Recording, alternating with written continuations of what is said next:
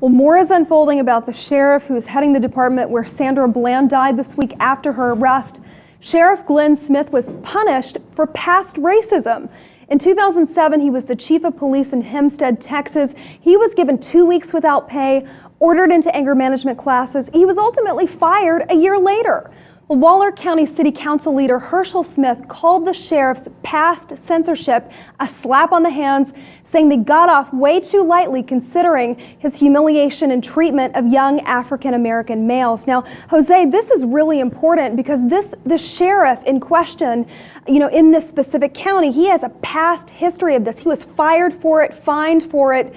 It's remarkable that he was able to switch counties and continue serving. Yeah, I mean, Elliot and I, we were talking about this yesterday when we broke. The reality that we point out that this is systemic.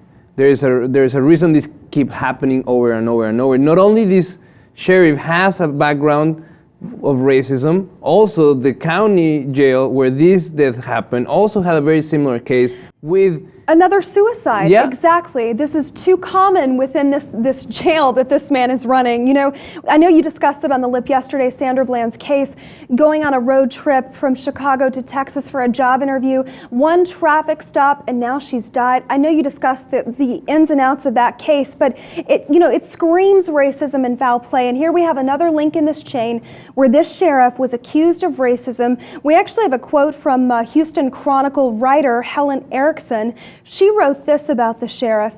The predominantly black Hempstead City Council voted to suspend Smith for 2 weeks without pay after viewing videotapes and hearing allegations of racism from local residents against him, along with 4 other officers. So, documented history here with this man. This isn't a presumption. It's written down and we have it in writing. Yeah, there's evidence. The problem is that we don't do anything about it. Right. Nobody is looking at these files and saying, you know what, you have a stain in your record, you're not eligible to lead a police department, especially in areas where there's this racial divide, there's this racial contrast. So you have black city council members, but white law enforcement. That doesn't seem to match up too well. In many occasions, these officers, they compensate their personal views for what is policy. So if they feel like the city is too black, if you will, they'll behave in a way and they'll direct the police departments in a way where they think that they're doing the right thing.